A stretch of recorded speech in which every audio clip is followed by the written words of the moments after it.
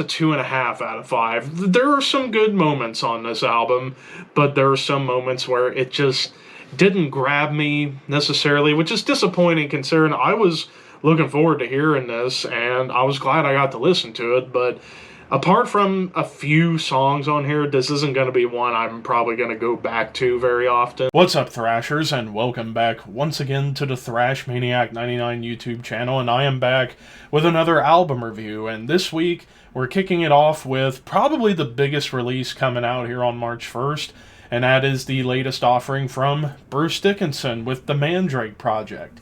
Comes out on March 1st on BMG, so this is Bruce's first solo album in 19 years. I already own pretty much the two best ones, Accident at Birth and The Chemical Wedding, and both are fantastic albums, so when I saw Bruce was doing another solo album, I was intrigued, but here we are with the Mandrake Project. So I'm going to try and keep this review a little bit short because the camera's battery's on life support right now, so I'm going to see how quickly I can get through this.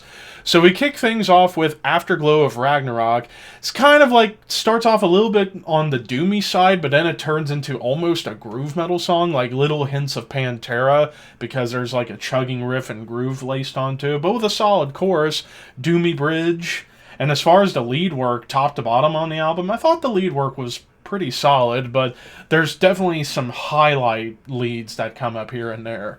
Now, Many Doors to Hell, this song definitely felt more rockin', like it's got like an Accept and maybe even Scorpions vibe to it, which is pretty cool considering I know Scorpions is a huge influence on Bruce, and Accept, contemporaries to Maiden whenever they both started out, but there's some like tasty organs going on, like the Hammond organ, I believe, is being used. And this was maybe my favorite chorus of the entire album because it definitely has a lot of, like, good hooks to it.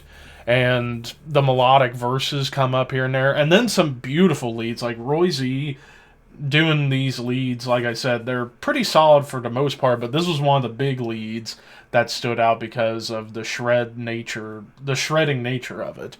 Rain on the Graves. Now, this is where I start to kind of run into a little bit of a problem with the album. The music behind it is pretty good. It's got a cool, catchy, heavy riff. Almost reminds me of 90s Metallica with a solid bass line and even some gritty vocals from Bruce.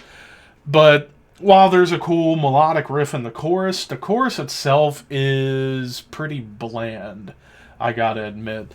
Resurrection Man, this was one of the more creative songs of the album, if you ask me. Like, it has a cool bass line and, like, commingling of clean and acoustic guitars. It almost felt like a Rush song at first, but there's some, like, old Western vibes, and then you get some Black Sabbath nods in the middle of the song. So this almost felt like Old West meets Black Sabbath meets Rush, which I actually kind of like this song for that reason, because Bruce and the rest of the band decided to take a chance on this track.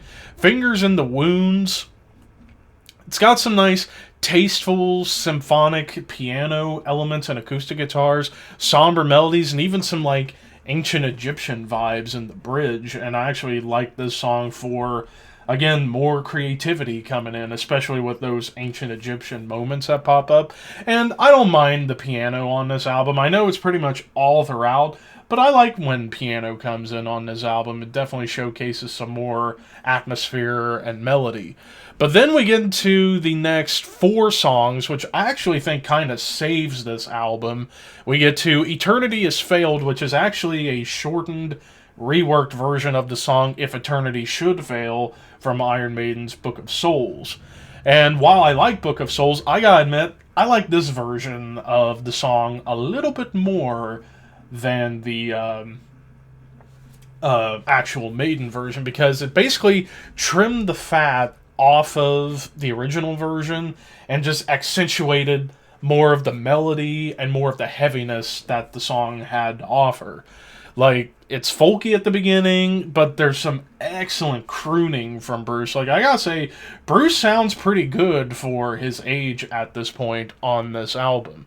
Chugging riff with a gorgeous melody on top, epic chorus, killer bass line with leads, with the guitars and the synths coming back and forth, I thought was really well done. Then we get into Mistress of Mercy. Almost feels like a Judas Priest song. Starts off with like a groovy bass line and beat, but then it gets quite speedy, almost like a modern Judas Priest song with a chugging bridge and melody attached. Then we get into the next two songs where they're kind of more or less ballads, but they work.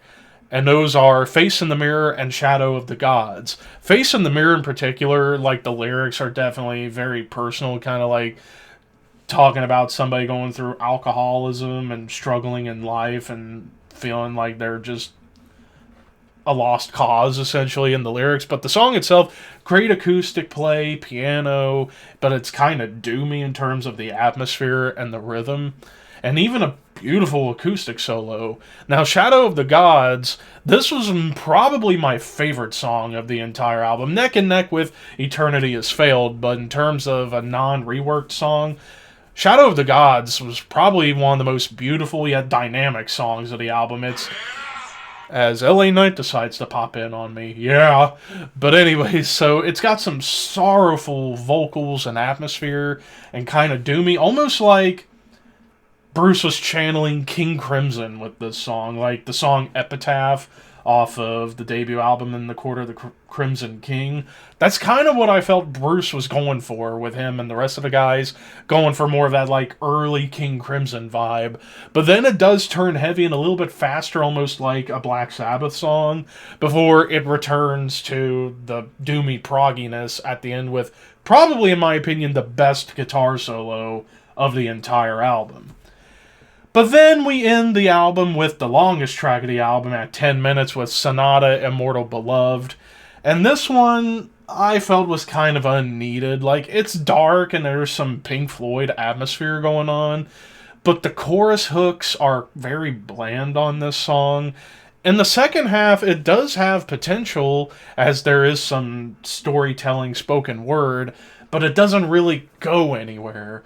But it does end with a nice guitar solo to kind of end it on a high note. But I feel like this song, it just didn't really go anywhere for me. It was just kind of rinse and repeat a lot of ideas.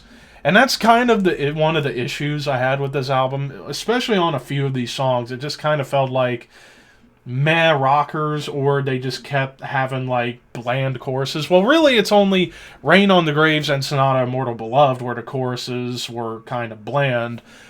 But musically, they're not bad, except for perhaps the final track, just because it just didn't really go anywhere. Now, some of the songs on the first half, like I would say the first two songs, had more potential going for it, especially Many Doors to Hell because of the more rockin' nature to it. And then Resurrection Man for the creativity behind it. But it's really the four songs of Eternity Has Failed, Mistress of Mercy, Face in the Mirror, and Shadow of the Gods that I think saved this album from failing in my mind, whereas everything else was either decent to I don't really want to go back to. So overall, I'm going to give this a 2.5 out of 5. There are some good moments on this album, but there are some moments where it just didn't grab me necessarily, which is disappointing considering I was looking forward to hearing this, and I was glad I got to listen to it. But apart from a few songs on here, this isn't going to be one I'm probably going to go back to very often.